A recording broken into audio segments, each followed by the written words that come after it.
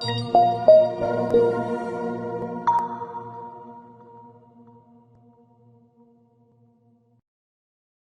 is a substantial risk of loss associated with trading forex, binary options, stocks, or equities, collectively, asset classes. Only risk capital should be used for trading. Trading in any asset classes is not appropriate for everyone. Past performance is not necessarily indicative of future results. No representation is being made that investors will make profits, or will not sustain losses. Before trading in any asset classes, investors should consult with their professional broker, financial advisor, or financial consultant to determine whether trading asset classes is appropriate. Investors who trade in any asset classes should only do so if the capital used for this purpose represents funds that an investor can afford to lose without adversely impacting the investor's lifestyle. No trading strategy or methodology is without risk of loss. No trading strategy is risk-free, and no trading strategy can guarantee profits or freedom from losses. Investors risk losing the cost to execute any transaction, including associated commissions or fees. You should carefully consider whether trading in any asset class is appropriate for you in light of your investment experience and financial resources. Any trading decisions you make are solely your responsibility and at your own risk. None of the statements or materials in the Auvoria Prime chat rooms constitute a solicitation or recommendation to buy or sell. S&P 500, so you can see the movement up, actually from, obviously the lows we hit in March of 2009, pulled heavily back, obviously during the pandemic here. But I just want everybody to understand sort of the context, if you will, of how far we have come since this level, okay? I like FinViz's ability to see this much longer term than stretching out a whole chart in TradingView, right? So, yes, we've pulled back a bunch, but look at how far we've come. We still haven't even pulled back to the freaking correction we had in the fall. Isn't that crazy? So, that being said, let's go into the whole market. I like to look at the futures, and then I like to take a look at it on a daily chart, then move it to charts. The way we could see everything relative, we can drop these down, and you can expand these out. But again, just looking at a small snapshot here, you can certainly go to the weeklies on this, which sort of shows the longer term. But just want to point out that we really haven't even gotten back on the S&P or the NASDAQ to where we broke out from in late October. Okay, so in the grand scheme of things, yes, small cap has corrected more, but just understand I'm going to go through some of the lines here when I jump over to the S&P inside of TradingView. The overseas markets have taken it more of a hit. Okay, so has the energy complex. So if you're if you're waiting to fill up all your gas guzzling SUVs like I have, hold off, because things are probably going to continue to get cheaper in the heating and gasoline space. Let's see what else. So nobody's got any decent data on this Omicron crap, right? I mean, I hate to have to keep talking about this stuff, but it's pretty critical in risk management that even factors you hate addressing or ridiculous geopolitical events that one does not want to talk about for a multitude of reasons, we got to talk about it. So I don't have any data, right? I'm not any smarter than anybody else that's a so-called expert that posts somewhere in some sort of thin media or is out there squawking on a television channel, right? It could be more of a pullback, for most of my followers inside of both Auvoria, the two companies I work with, company we own, and all of our clients, which is a large group. I've been squawking for months about this, right? It hasn't been any big surprise if you've been listening to me complain about the bubbleiciousness of all this stuff. So, but like I said, many times risk happens fast, and these sell-offs can be quite vicious. So I think it's important to take a look at from the perspective of long-term on the VIX chart, right? So if you've never seen this discussion from me, anything above this level right here, anything above technically 30 or even like a 28, high 28s, 29 area, start to get into what's called Bananasville, right? And we've seen that from a weekly perspective at the height of the pandemic. If we go back to monthly, you could see that we actually had more bananasness during the pandemic, right, than we had at the peak of the sell-off in 2008. So just to put these levels in perspective in terms of their relevance to previous data, right? Anything over 30, I want to be short.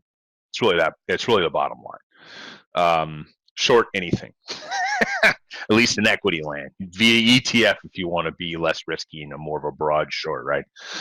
You can even be double short. But if we continue to be in a volatile state, the correction will continue in a multitude of asset classes, which we're already currently seeing. So if you go back and just look at daily charts, click on charts, you can see where we are. Corrections certainly in the energy space, corrections in precious metals, copper. Notice we're getting down near the low. Look how other metals, I mean, they've all pretty much crashed, right? Cattle, no, not as important. Soybeans, definitely important. Look at where coming back down to the levels again, right? This brings risk into other markets, including Forex. So regardless of my discussion of VIX or any of these other areas, it's been an issue. So had a rally in the dollar, right? Broke out, had a real big run, which we all are somewhat aware of if we've been watching these forecasts or tuning in any of the other developers, especially Desan, been talking about the dollar's potential rip higher. It crashed up. The other currencies went down, and then you've had some real huge retraces like in JPY, which quite frankly, right now, I don't know that I'd be trading any pair or actively approving any currency pair from this, just because it's all over the place, right? Especially with the VIX higher. But a little bit of a reprieve in dollar sell-off, a big spinning top look today. I guess if we jump back, I just want you guys to kind of see all these other correlations here. We talked a lot about this.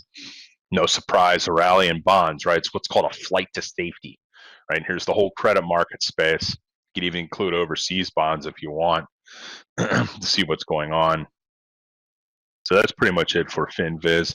Just addressing the calendar again. We've had some comments from Chair Powell. And you can go, and the other thing that's cool about this, I don't really want to talk about, is that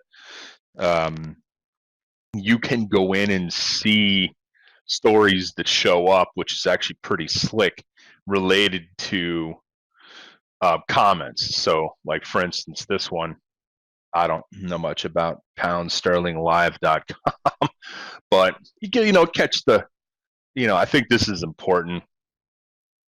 Talking about reasonable, think that the tapering discussion, and fears regarding this Omicron variant and being, sort of overblown, kind of he's talking about. So you can go back and read news stories related to it. I don't know how good of a feed this is, right? A lot of these sources are usually goofball stuff, but if anything says Bloomberg or Reuters or CNBC, Fox Business, it's a little bit more of a solid news source. All right, so let's go into the charts here. All right, so we're looking at was it June 22nd I chose?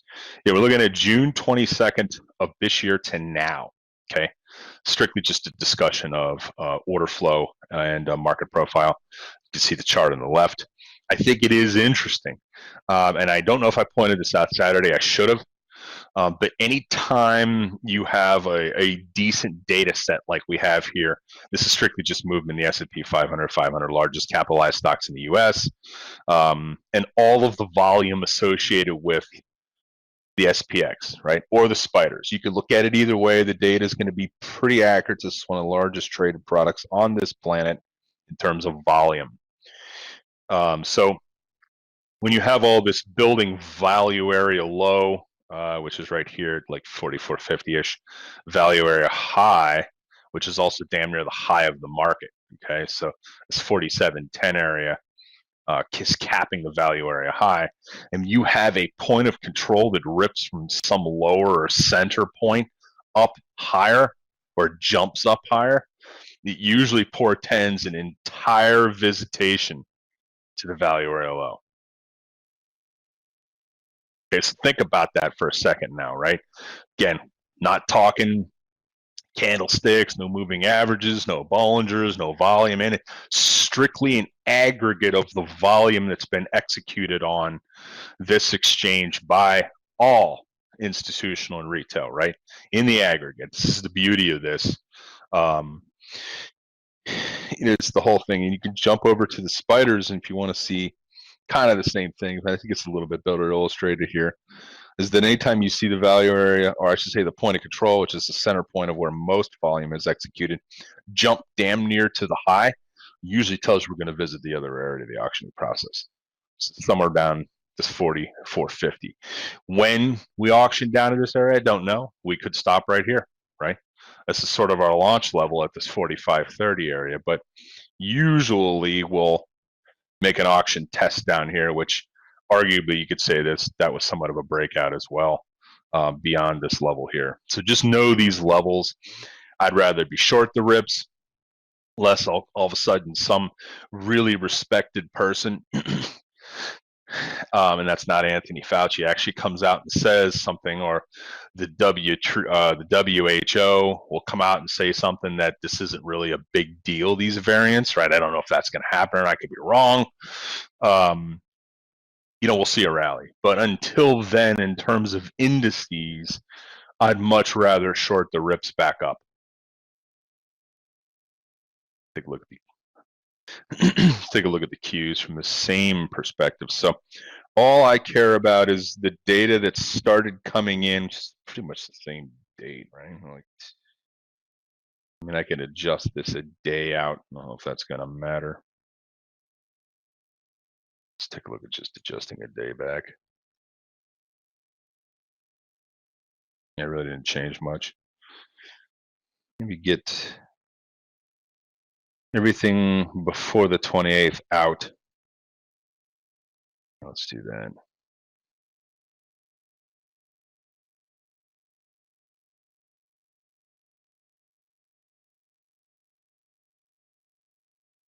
Not changing much. So this tells a different story, right? Most of the value area, we haven't even gotten near it in terms of volume that's been executed on the NASDAQ 100 here, right? It's really with the Q Series Trust from Invesco helps solidify. Point of control is way down here. Value area high. No surprise now. That's where the breakout was. So there's an argument this 382 level could be some support if you're trading this either equity land and brokerage accounts or VMT4. Let's move on to, I'm not going to go into the bond space too much. I just want you guys to see how these have both rallied, obviously, right? Flight to, reset this. Flight to safety. Foreign markets, not going to get into the volume profile stuff. I just want you to kind of see where everything's lining up. Big red candles, not much of a rally. Argue this was a dead cat bounce yesterday. More red today. Haven't broken the levels yet. So in terms of subsiding, and technically about 3 hours left of trading in terms of New York time, a little less, 2.5, depends on the market. Let's take a look at DAX. Again, same thing. A lot of these are getting near their edge of the cliffs, which for the DAX is right here at this 1480, 850-ish area, somewhere in this zone. Stock 600, same thing. A little more in the middle of this. This is probably a good example, something you'd want to take a look at. Starting first piece of data, like the 21st.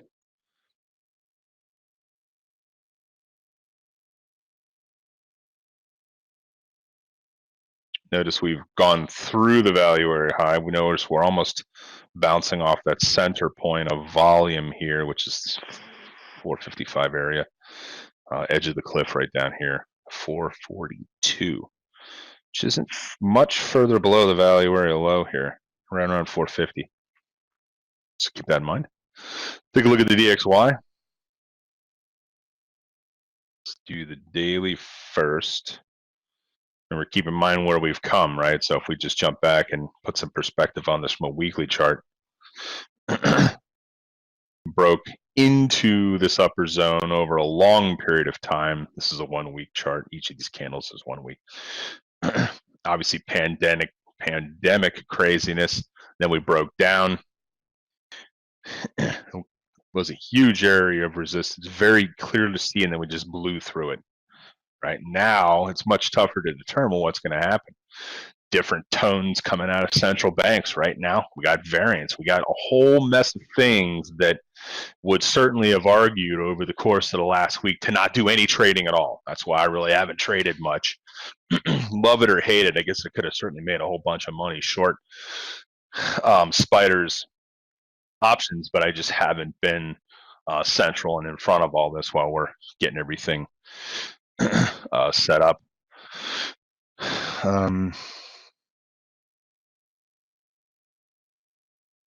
Back to the daily.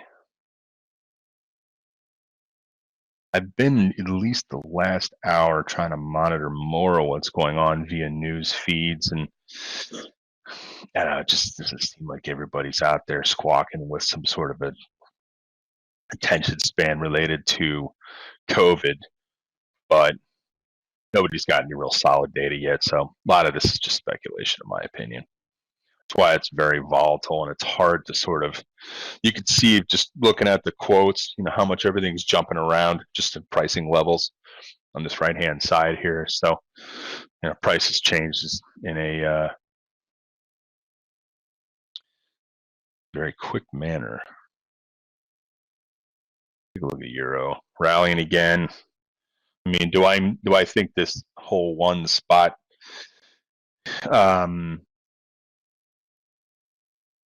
1200 level is the bottom?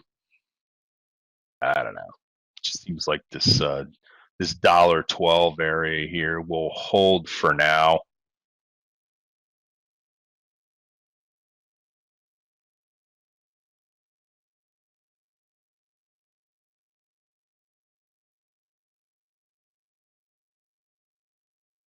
I'd say this whole zone, this $1.12 area here, for now. I mean, a lot of these comments that are coming out of at least Jerome Powell's mouth today, I mean, I do agree with this news story. It has somewhat torpedoed the rally, which is just creating a lot of uncertainty that even I, being of a very humble and many times wrong prognostication chair, is probably going to get wrong. So if you guys just want to sit on the sidelines and not accept any trades or do anything this week, I certainly think that would be a prudent plan. EBP. All right, so we're going to need to take a closer look at this. Let's reset the scale.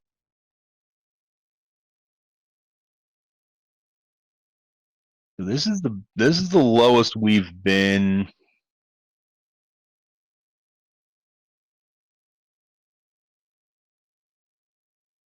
Man, it's the lowest we've been in a year. Crazy. Who knows? Maybe these variants have more traction than I'm thinking. Notice I'm hoping I'm wrong on this, right? I hope they have no traction.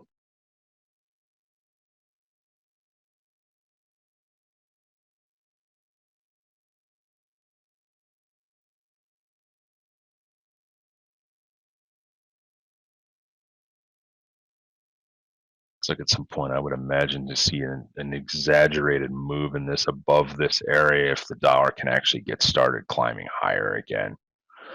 I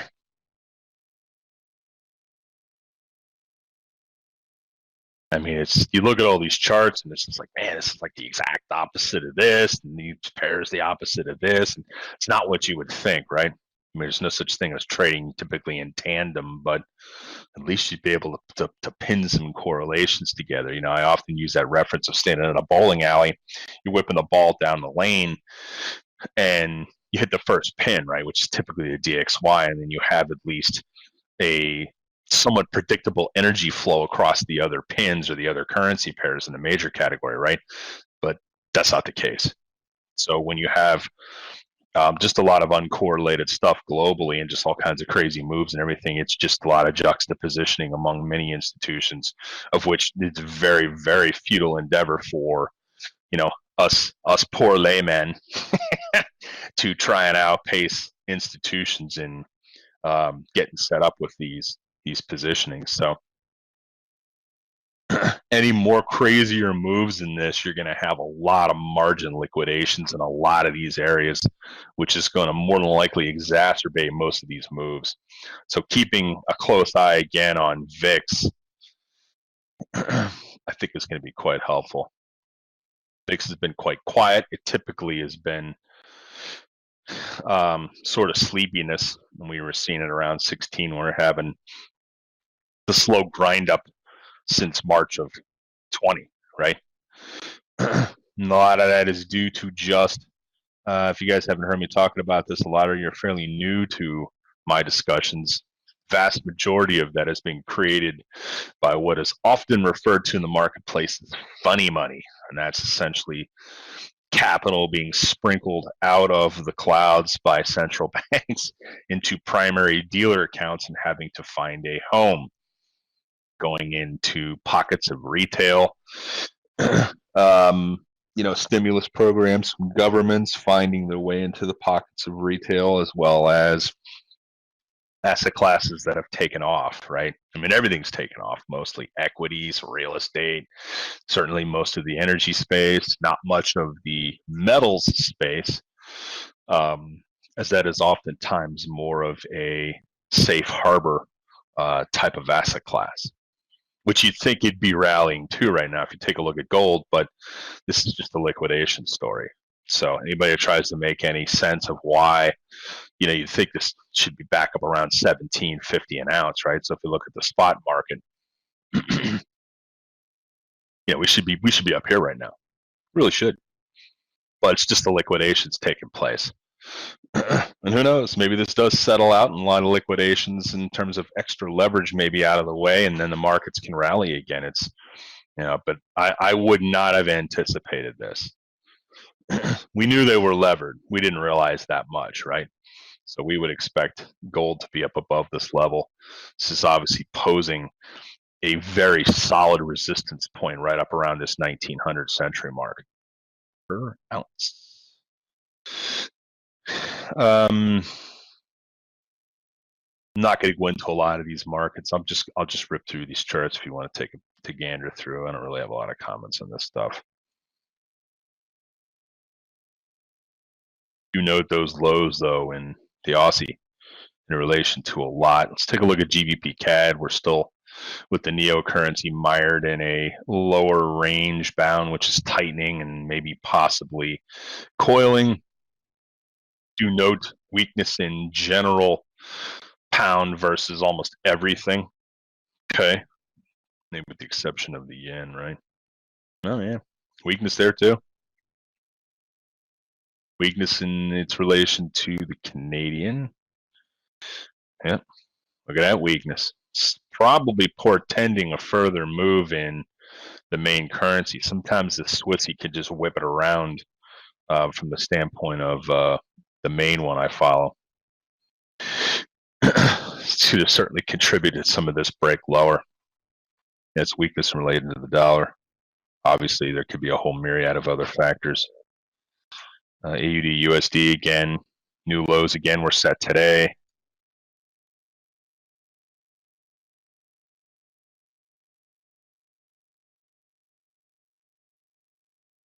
Still stuck in a tight range here, though. We also want to address gold. We addressed, let's talk about the crypto ripto. And there's the crypto chart on a daily perspective. Hovering right around, I guess you could probably include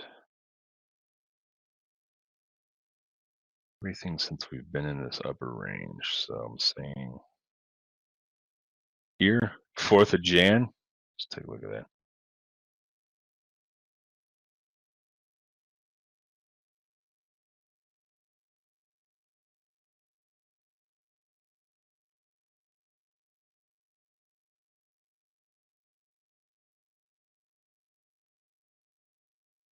Value area high so far, right around 50,000 a coin. Value area low. Interestingly enough, where that is, by the way, folks, see that?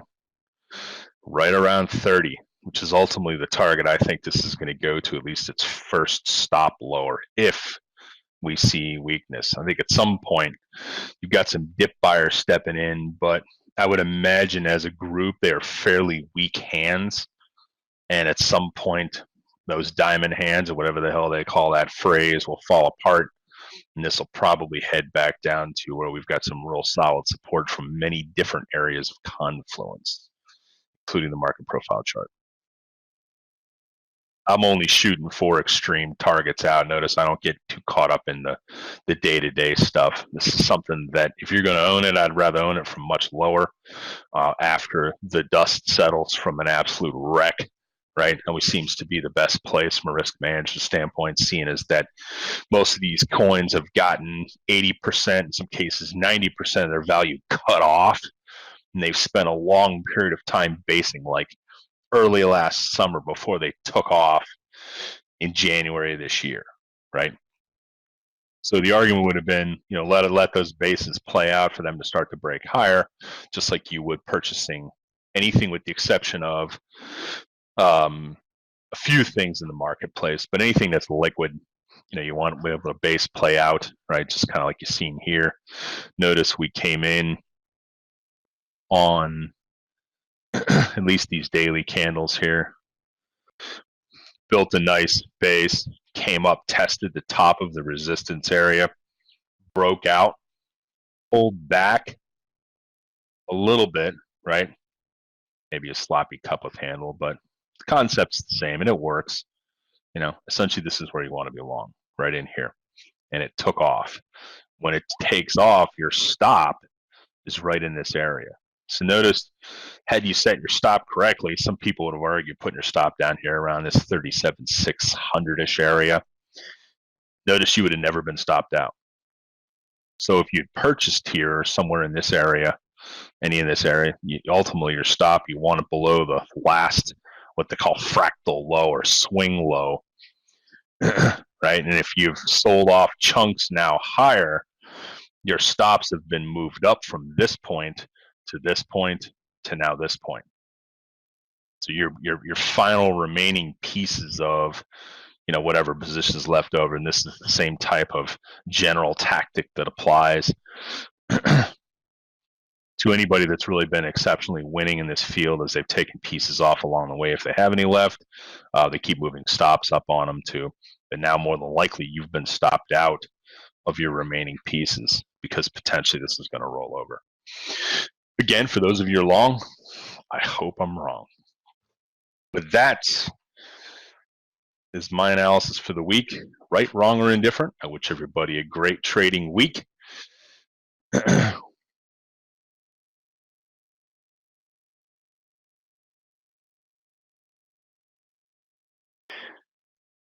So I get this question a lot. The problem with any type of purchase down near a Bollinger Band, this is not the best chart to illustrate this, but if we take a look at just something that's super liquid like the spiders as an example, let's look on like a 4-hour chart. Anytime you get a touch of the lower Bollinger, it also represents just basically some sort of really extreme out of some sort of standard deviation based or Keltner channel based stretch of a rubber band, right? It doesn't really matter which one of those analyses that you look at. The key thing is that it's stretched out from a normal deviation. So it's what I call an extreme out move. Typically, you can buy those. The higher the time frame, the more solid it is. So if you moved up to a daily chart, you notice we had some sell-offs that were a bit extreme from the normal bands. These were buyable points, right? Same thing could be said for any time we've touched. It's probably actually better illustrated looking at the Qs. Anytime we've touched the Bollinger, it's been a buy point. We had a big sell-off in relation to current highs and lows and movements forward, right? So this was a buy point. But typically, if you're in a correction mode and you want to buy, an extreme sell-off, you have to do with a lot less size because it completely goes against the vast majority of all great traders' parameters, and that's let it base after a big correction, right? And if you want a considerably more expanded definition of the policy, there's probably a favorite book of, I'd say, the vast majority of the traders I know, and it's called How to Make Money in Stocks, written by William O'Neill. He is 91 years old now. I hope he has a long life because he's one of the smartest people I've ever read about. He also publishes a newspaper I get every Saturday called Investors Business Daily.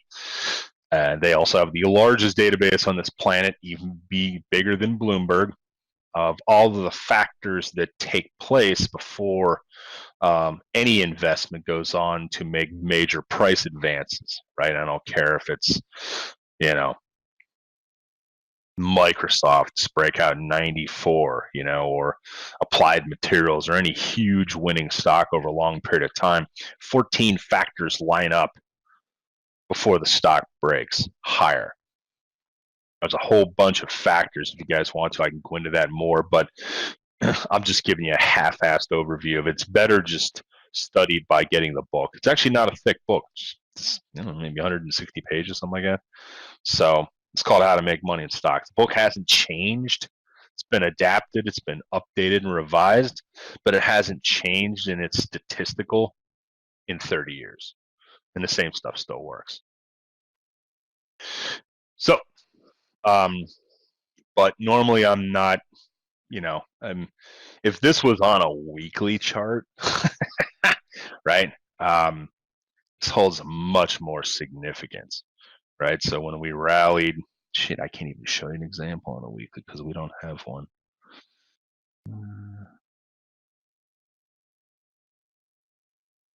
Yeah, I don't even have one. That's on the Qs too, crazy. Let's take a look at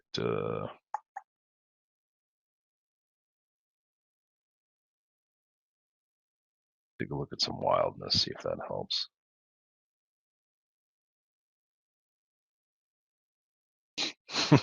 Here you go. It's the banana. Why does this damn buy point keep showing up? Man, I've deleted it like a bazillion times. Let me save this again. Hang on. It's driving me nuts. All right. Here's an example of something you could have shorted. There's a lot of institutions taking pop shots at this because it was way outside the bands. You could have taken a shot at it here, right? This is at least an investment or a chart type of an individual equity that it's either mania or no mania, right? And then you look at my friend Roger's car, and this guy's got more money than God, and I told him to buy a Porsche Taycan instead, which is what I want to get. And it's just, you know, I mean, the fitment in his Tesla's terrible. I mean, the doors have gaps all over them. Panels don't line up right. Half them door handles don't even pop out anymore. I mean, it's just ridiculous. And even though they're at the bottom of the reliability list, their owners continue to look past that because of whatever vision they have clogging their brain. I just don't understand it. But so is the mania of tulip times, right? In this case, it's just a daily chart. This is an example of a Bollinger break that you could have sold. Everybody has a great week. May the trades be with you.